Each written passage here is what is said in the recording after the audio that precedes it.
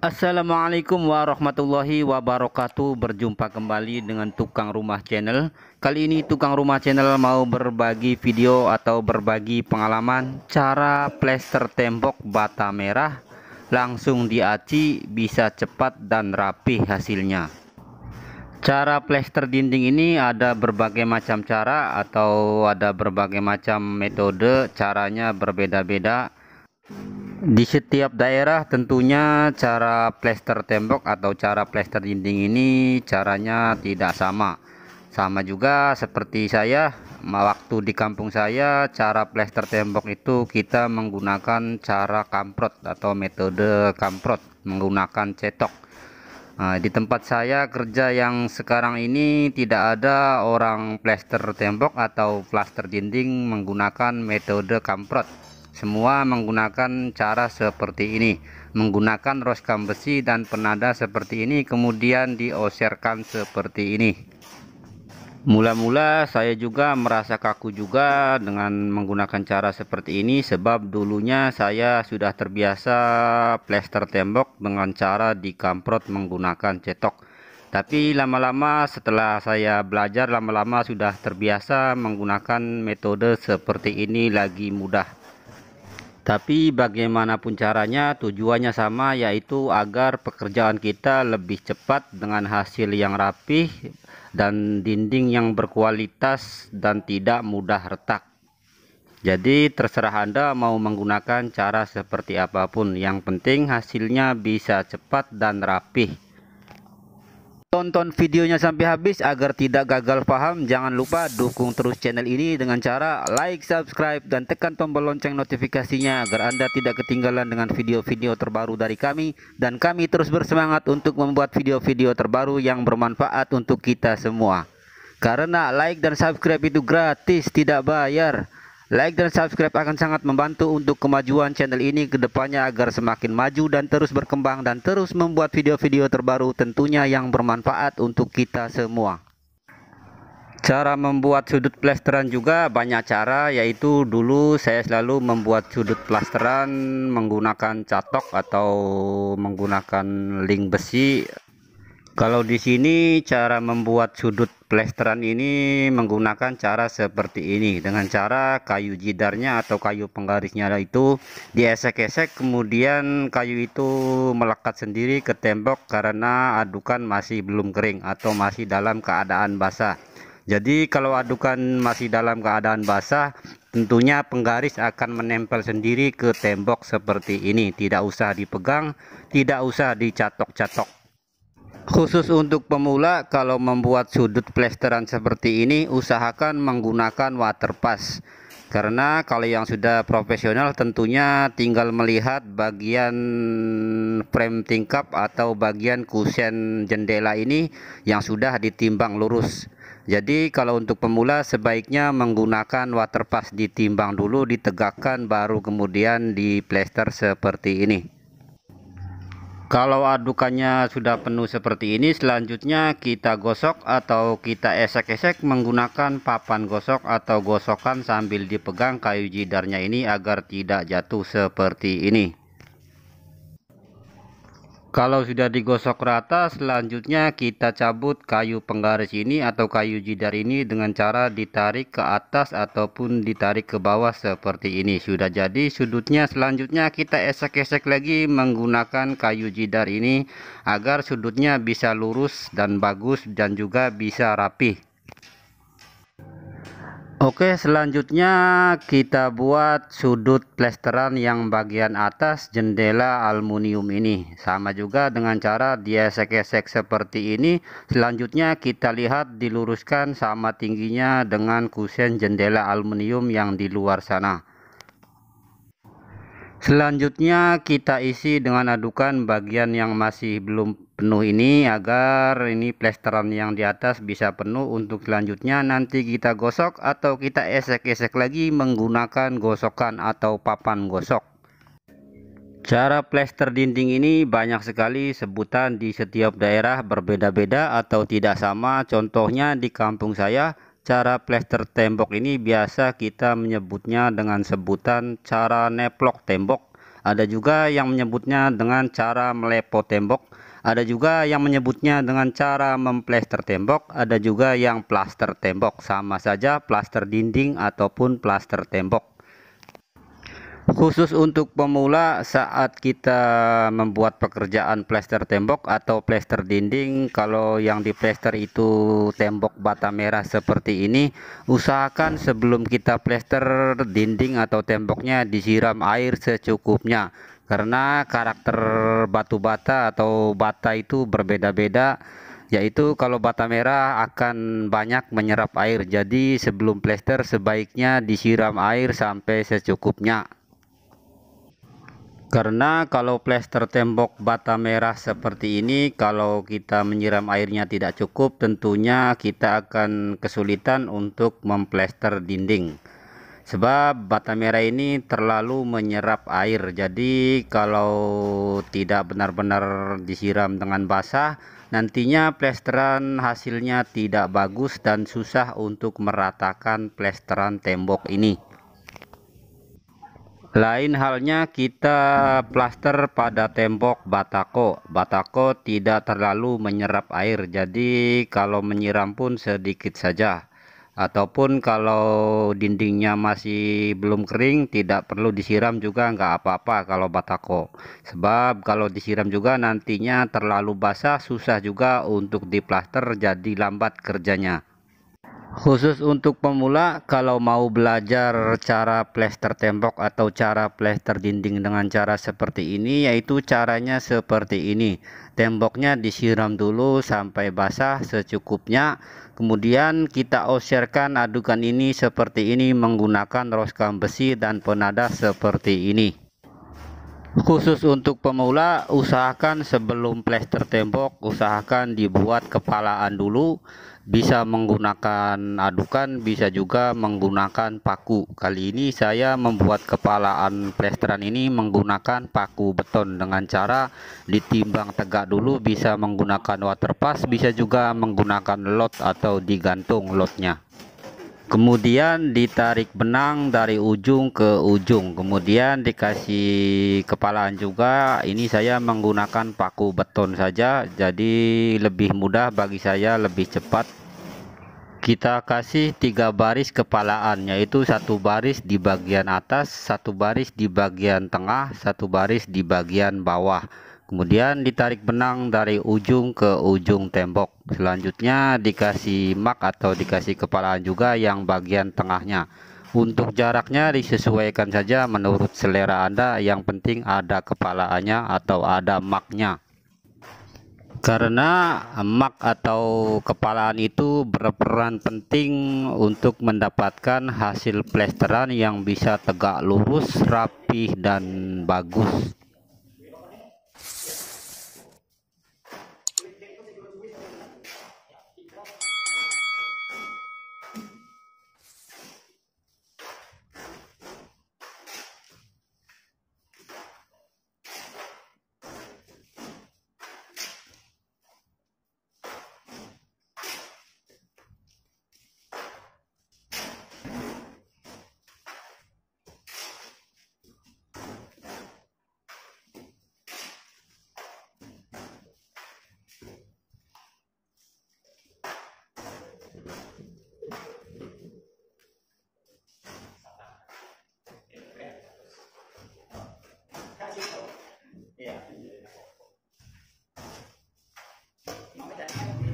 Kali ini kita plaster tembok dengan ketebalan kurang lebih 1,5 cm. Kalau semuanya sudah diaplikasikan adukan seperti ini, selanjutnya kita esek-esek menggunakan kayu jidar atau menggunakan kayu penggaris seperti ini. Bisa juga menggunakan aluminium hollow. Jadi untuk mendapatkan hasil plesteran tembok yang rata dan bisa rapi, kita harus mengutamakan kayu jidar ini atau kayu penggaris ini dengan cara berdiri dan melintang seperti ini. Selanjutnya baru kita gosok setelah semuanya sudah dijidar semua. Kita esek-esek terus menggunakan kayu penggaris ini sampai semua bisa lurus dan bisa rata seperti ini. Untuk selanjutnya baru kita gosok seperti ini, sedikit-sedikit saja. Mana yang kurang rapih kita rapikan menggunakan papan gosok. Karena untuk mendapatkan hasil plester tembok atau plester dinding rumah ini agar bisa rata dan rapi, yaitu tergantung kepada plesterannya. Kalau plesterannya rata, tentunya acian juga bisa rata.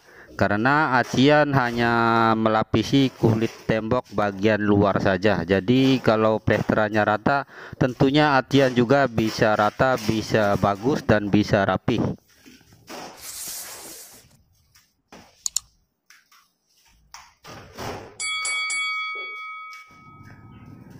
Kali ini kita bekerja 3 orang, 2 orang plester dan mengaci, 1 orang untuk helper atau penolong untuk menaikkan adukan ke atas. Selanjutnya saya mencoba untuk langsung mengaci tembok plesteran ini dalam kondisi tembok masih belum kering seperti ini. Cara mengaci tembok juga ada berbagai macam cara, yaitu paling sering digunakan yaitu dengan cara diengkol ataupun dengan cara seperti ini menggunakan roskam besi seperti ini. Karena dulunya juga saya selalu mengaci tembok atau mengaci dinding ini dengan cara diengkol. Tapi di tempat kerja saya yang sekarang ini tidak ada orang mengaci tembok atau mengaci dinding menggunakan metode engkol. Di sini tidak ada. Jadi terpaksa saya juga harus belajar dengan cara seperti ini. Mula-mula saya juga merasa kaku karena sudah terbiasa mengaci tembok atau mengaci dinding menggunakan cara diengkol. Lama-lama sudah terbiasa dan sudah biasa jadinya. Khusus untuk pemula, bagi pendapat saya, pelajari saja semua cara bekerja ini agar kita mudah menyesuaikan diri dimanapun kita bekerja, dimanapun kita berada, kita tetap bisa kerja karena kita menguasai semua cara pekerjaan. Jadinya lebih mudah untuk kita mendapatkan pekerjaan. Di tempat saya bekerja yang sekarang ini, cara mengaci tembok atau cara melicinkan dinding ini ada 2 cara. Yang pertama, cara seperti ini, kita mengaci tembok dalam keadaan tembok masih belum kering atau baru diplester. Tapi cara ini hanya berlaku untuk tembok yang belum kering. Untuk cara mengaci tembok yang kedua, yaitu dengan cara mengaci tembok dalam keadaan tembok sudah kering. Kita mengaci menggunakan skim coat atau kalau di kampung saya namanya semen mortar khusus acian, yaitu ada 2 jenis atau ada 2 macam.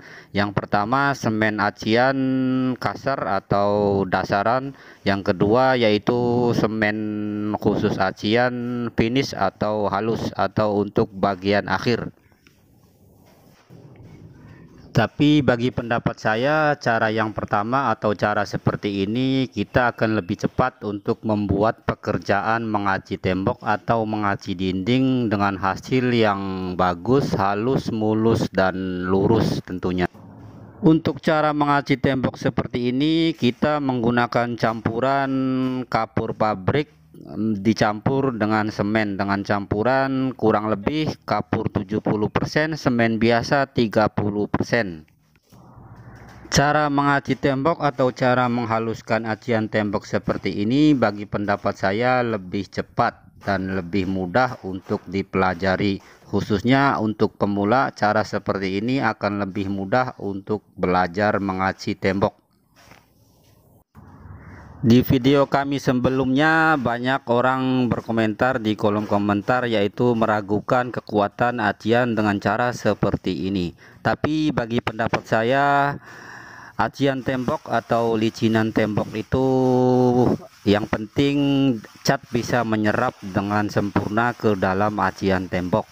Jadi untuk kekuatan suatu bangunan atau rumah itu bergantung kepada struktur bangunan itu sendiri, seperti cakar ayam ataupun slope ataupun yang biasa kita sebut dengan beton bertulang. Itulah kekuatan suatu rumah.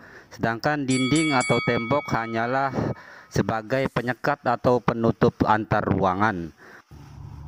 Jadi tugas acian tembok hanyalah untuk bisa menyerap cat dengan baik. Jadi cat tidak mudah ngelotok. Jadi tugasnya acian tembok hanya bagaimana caranya agar tidak mudah retak dan cat bisa menyerap dengan baik ke dalam dinding. Sebab itu sekarang sudah disediakan semen mortar acian tembok atau semen mortar acian dinding, yaitu para insinyur bangunan memecahkan masalah agar mengurangi resiko retak pada tembok ataupun dinding dan mengurangi resiko ngelotok pada cat tembok. Sebab di dalam semen mortar acian atau skim coat sudah dicampur dengan bahan campuran semen, kapur, dan lem. Jadi skim coat atau semen acian mortar itu tidak mudah retak, tapi tidak bisa mengeras seperti halnya semen biasa. Bagi pendapat saya, kalau Anda mau membuat pekerjaan acian tembok atau acian dinding yang sudah kering, sebaiknya menggunakan semen acian mortar atau skim coat karena tidak mudah retak dan mengurangi resiko ngelotok pada cat karena sifatnya yang tidak bisa keras seperti semen biasa. Sifatnya sama halnya seperti kapur, yaitu bisa menyerap cat dengan baik. Bagi pengalaman saya, kalau mengaci tembok menggunakan semen biasa saja, bagaimanapun kita cara mengacinya, kemudian hari dipastikan akan juga retak. Karena pengalaman saya, semen biasa itu mempunyai karakter keras, jadi mudah retak. Bagaimanapun kita engkol sekuat-kuatnya pun tetap akan retak. Sebab sifat atau karakter semen biasa itu yaitu kuat dan keras. Jadi tetap akan retak bila-bila waktu ataupun kapan saja akan terjadi retak dan cat akan mudah ngelotok karena semen biasa bersifat padat, tidak bisa menyerap cat dengan baik. Kelebihan dari cara mengaci dengan metode plesteran masih belum kering ini, yaitu kita lebih cepat mengerjakan pengacian. Sebab bagian pasir yang timbul-timbul itu masih bisa kita tenggelamkan menggunakan roskam besi. Dan acian juga semennya tidak perlu tebal-tebal, tipis-tipis saja karena plesteran masih belum kering. Jadi resiko retak pada tembok di kemudian hari akan berkurang ataupun hampir dipastikan tidak mudah retak temboknya. Tapi cara seperti ini juga kita harus mengetahui kapan waktunya kita untuk mengaci tembok atau mengaci dinding. Sebab kalau dinding masih dalam keadaan terlalu basah, kita aci juga akan menjadi retak kemudian kalau sudah kering. Dan juga kalau dinding terlalu kering juga akan retak. Jadi kita harus mengetahui kapan waktunya yang tepat untuk mengaci tembok atau mengaci dinding dengan metode seperti ini atau dengan metode tembok masih belum kering. Kalau mengaci tembok dengan menggunakan metode yang kedua, yaitu saat plesteran tembok sudah kering menggunakan semen mortar, kita harus membuat pekerjaan dua kali. Yang pertama, pengaplikasian semen mortar acian atau skim coat yang bagian kasar atau dasaran. Untuk yang kedua, untuk mengaplikasikan skim coat atau semen mortar acian bagian yang halus atau finishing. Jadi kita harus membuat pekerjaan dua kali, walaupun hasilnya juga bagus, tidak mudah retak, tidak mudah ngelotok, dan cat akan meresap ke dalam tembok dengan baik dan sempurna.